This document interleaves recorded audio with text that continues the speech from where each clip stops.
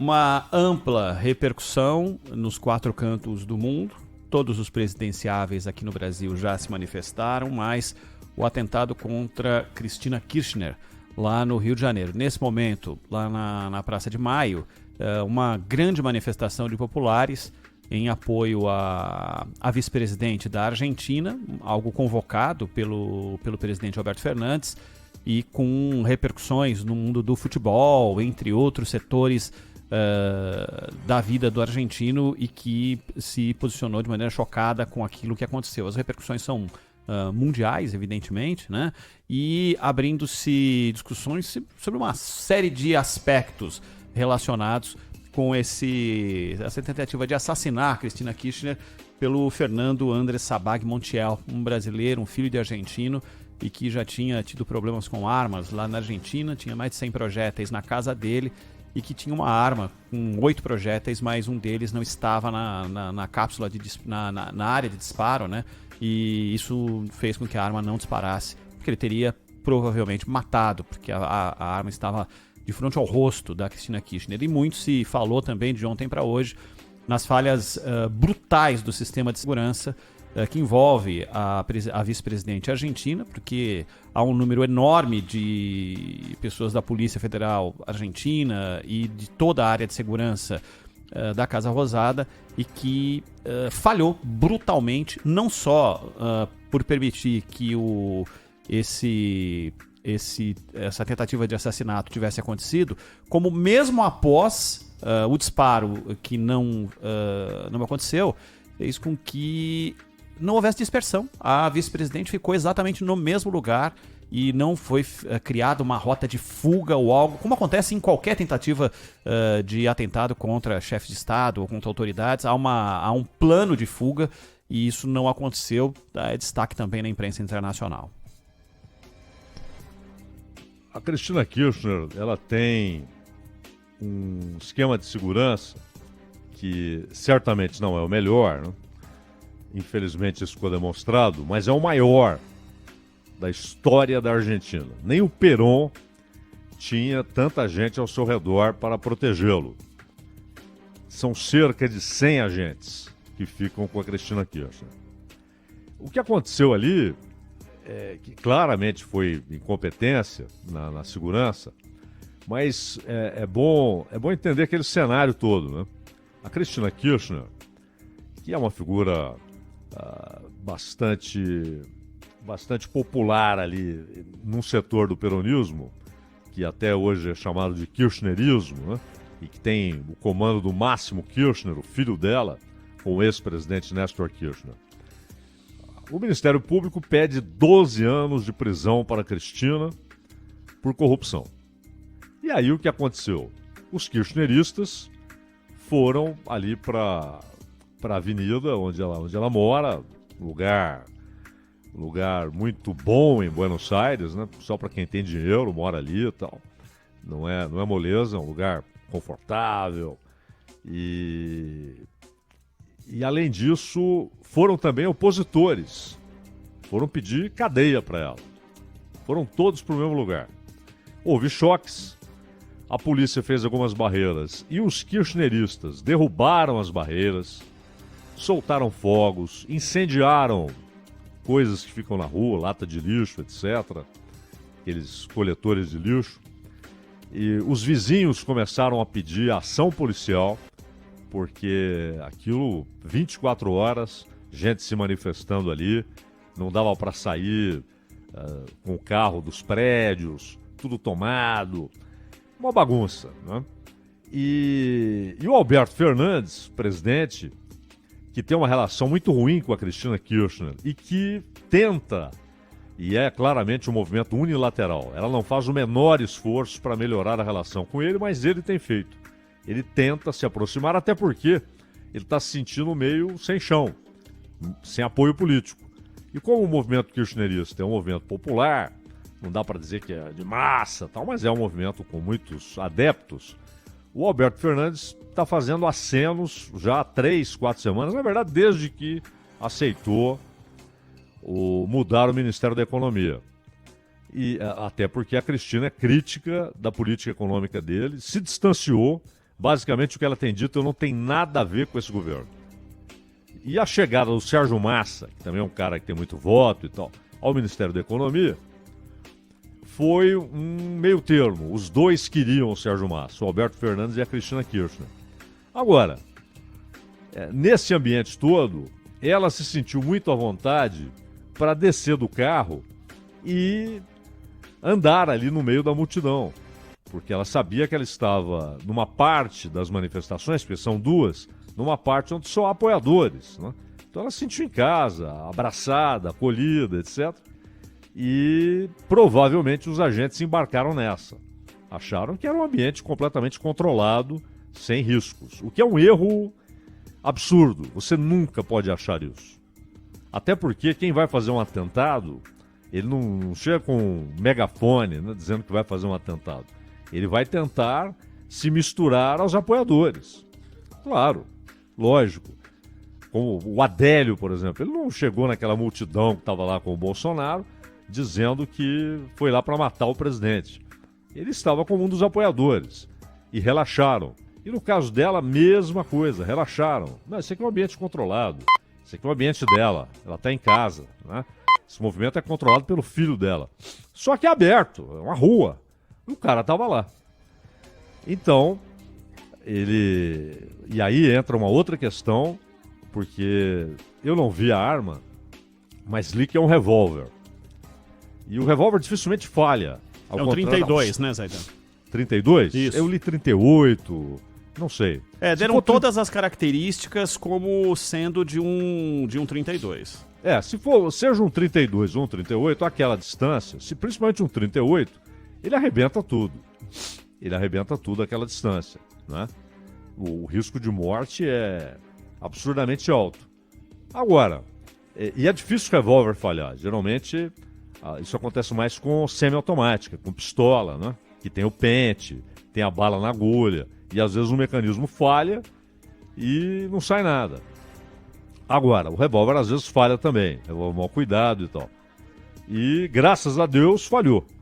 A bala, a explicação técnica é que a bala não estava na câmara de disparo, ou seja, ela não tinha sido puxada para trás.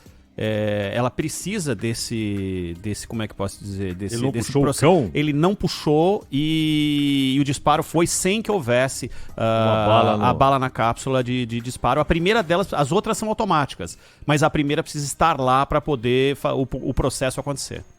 Se for um revólver, se atira, o tambor gira. Uhum. Quando ele gira, outra bala fica ali na frente do precursor, né, do cão. Você puxa o cão e aí você não precisa. Hoje os revólveres dos últimos 100 anos, você não precisa ficar puxando toda hora. Você a pistola, Zaidan, só para ilustrar para você, é um modelo Luzber 84, fabricada nos anos 70 pela Bersa, que é a principal fabricante de armamentos na Argentina e a principal fornecedora. Mas é pistola ou revólver? É uma pistola.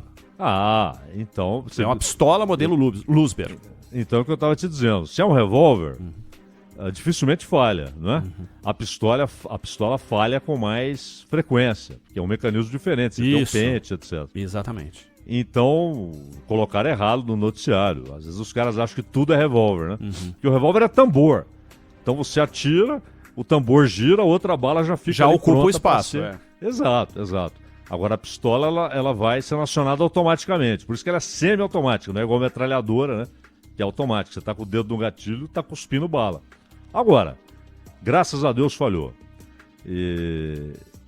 Mas aí, muita gente usa o episódio de maneira oportunista. Isso é muito ruim, né? Porque uma pessoa quase morreu. Se a arma não falha, estaria morta. Graças a Deus falhou.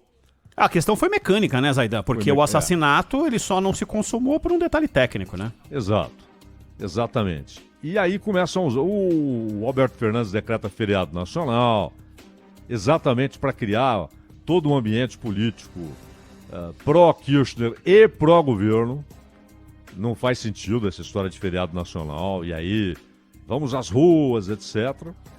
E depois, você tem o Evo Morales, por exemplo, dizendo esses agentes do imperialismo. Aí começa o discurso que é usado em todas as ocasiões, não é? E aqui no Brasil, da mesma maneira. Pô, o cara é brasileiro, quem é que mandou ele pra lá, tal. Pô, peraí. Ele é filho de argentinos, nasceu em São Paulo, mas é filho de argentinos, tem parentes em São Paulo, mas mora na Argentina desde criança. Eu até vi 2 textos, não sei qual está certo, um dizendo que ele está lá desde 93 e outro que ele já tinha registro de residência em 1990. Uma criança, mas que foi para lá com 3 ou 5 anos. Quando muito com 6 anos, dependendo da data de aniversário. Então, o cara é argentino. Ele foi detido neste ano, que ele é motorista de aplicativo em Buenos Aires, porque estava andando sem a placa de trás. A polícia parou e falou, não, caiu. Aí desça do carro. Quando ele vai descer do carro, tem uma faca, aquelas facas de caça, né, grandes, e a arma branca, etc., arma não convencional, como eles colocaram na ficha policial. Então, foi detido, etc., mas não ficou preso, né? Porque ele não chegou a cometer um crime. Ele tinha uma arma branca no seu carro, além de trafegar de maneira irregular. E isso para o motorista de aplicativo é ainda mais grave. E há outros incidentes registrados aí, porque aí eles começam a levantar os incidentes da vida do cara. Descobriram, por exemplo, que ele fazia na internet protestos contra a ida de estrangeiros para a Argentina, né? Enfim, o cara estava perturbado e agiu como tal. Agora, esse oportunismo, decretar feriado, vem lá o Evo Morales e diz que é um agente do imperialismo americano, né? E aqui no Brasil, os caras já dizendo que é um bolsonarista. Mas é um oportunismo barato, né? O sujeito é um argentino. Ele nasceu no Brasil, mas ele é um argentino. Ele está lá há 30 anos, na Argentina. E vive como tal, vive como argentino. Desenvolveu problemas na Argentina, desenvolveu conceitos na cabeça dele na Argentina. E resolveu cometer aí um assassinato, um ato covardíssimo, né?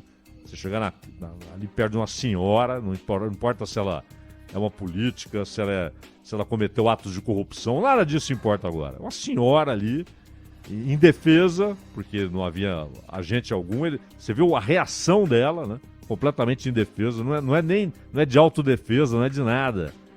É estupefação, né, Zaidan? Estupefação, perplexidade, leva a mão ao rosto ali. Se ele consegue dar um outro tiro, ela não teria reagido, ela continuaria exatamente no mesmo lugar, porque ela ficou paralisada. Covarde, né? Covarde. E agora, claro, vai ser interrogado, vão levantar tudo que o cara comeu nos últimos 5 anos, né? Bom, esse tipo de aproveitamento político também não surpreende, né, Zaidan? Isso a gente já viu em todos os lugares, do mundo acontecer esse tipo de comportamento, né? E então não seria diferente em um ambiente de absoluta crise e de falta de apoio, né? Então era... Nos Estados Unidos, Ronald, pra você ter uma ideia, quando aquele maluco pegou um rifle para atirar em políticos republicanos, né? Ele queria matar político republicano. E ele foi para um lugar onde os caras faziam aquelas corridas, né, matinais e tal. Ele sabia que tinha um grupo ali de parlamentares republicanos. Ele foi lá e começou a atirar. E aí, muita gente quis debitar a história na conta do Partido Democrata. Tá vendo os discursos que vocês fazem e tal.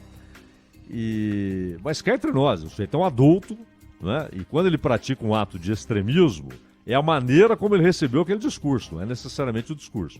E aí agora, recentemente, um outro que também tentou praticar um atentado, e aí descobriram que o cara não era só um maluco qualquer, né? O cara era um fascista assumido. Tudo que havia na página dele na internet é doutrina fascista, de cabo a rabo, né? E não tem nada a ver essa doutrina com o Partido Republicano. É uma outra história. Mas aí começaram, do outro lado, a dizer, tá vendo, isso é o discurso do Partido Republicano contra os democratas e tal. Então não é só no Brasil, na Argentina, né? Esse é um clima que consolidou-se no Ocidente, né? Esse tipo de acusação, se é um maluco, um sujeito ou um fanático que tenta matar alguém, E aí alguém se aproveita daquilo para acusar grupos políticos rivais. O Adélio foi assim. E outra, e os mesmos malucos que a gente já conhece aqui, Zaidan, de ontem para hoje, não dá para se esperar nada diferente desse tipo de gente, mas já questionando a veracidade do atentado, né? Questionando se aquilo não foi uma grande armação e tudo mais para provocar exatamente esse tipo de mobilização. Então, tem para todo gosto, né? Tem. E interessante é que são alguns desses personagens. É incrível como eles participaram de diferentes momentos da nossa história com posicionamentos também diferentes, e que, se a gente juntar tudo num balaio só, vai apenas concluir que não se deve levar em consideração o que essas pessoas pensam. E aquele negócio, Ronald, se o sujeito tivesse matado a Cristina Kirchner, ainda assim haveria teoria conspiratória. De ambos os lados. Uns dizendo que o sujeito era um agente disso ou daquilo, não é? E outros dizendo que foi uma queima de arquivo. Porque ela tem processos pesados na justiça, um pedido de prisão, ela poderia entregar outras pessoas. Você começa a ter teorias conspiratórias. É fácil construir teoria conspiratória. É a sombra na Lua, Ronald. Né? Lembra da história? A sombra na Lua, ela produziu uma teoria conspiratória gigantesca, né? Sempre tem uma sombrinha na Lua, né? Essa semana estava reunido com amigos numa live na internet falando exatamente sobre teorias conspiratórias, Zaidan. É bom porque dá para se divertir também com essas coisas, viu? E alguns desses temas aí dá para tirar algum proveito pelo humor e não pelo conteúdo. Claro, tem até no futebol, né? Tem. Até a meia do Roberto Carlos. E a Copa de 98? A meia do Roberto Carlos virou objeto de teoria conspiratória. Teoria conspiratória, né? A noite que antecedeu a convulsão do Ronaldo, o motivo daquela convulsão, a venda do Brasil sediar a Copa de 14. Não foi? Não era tudo isso? Exato. É fácil construir uma, né? Qualquer absurdo você constrói uma teoria conspiratória. É muito fácil construir. A derrota, o Júlio tá me lembrando aqui, a derrota do Brasil pra Argentina com o gol do Canidia também era uma coisa, tava tudo armado. Assim como o Paulo Rossi, depois dos 3 gols contra a gente na Copa de 82, você nem sabe, ele tava dopado, com certeza tava dopado. Misturar o escândalo da loteria com doping. Isso, exatamente, pra ser um escândalo amplo, né, de todas as frentes.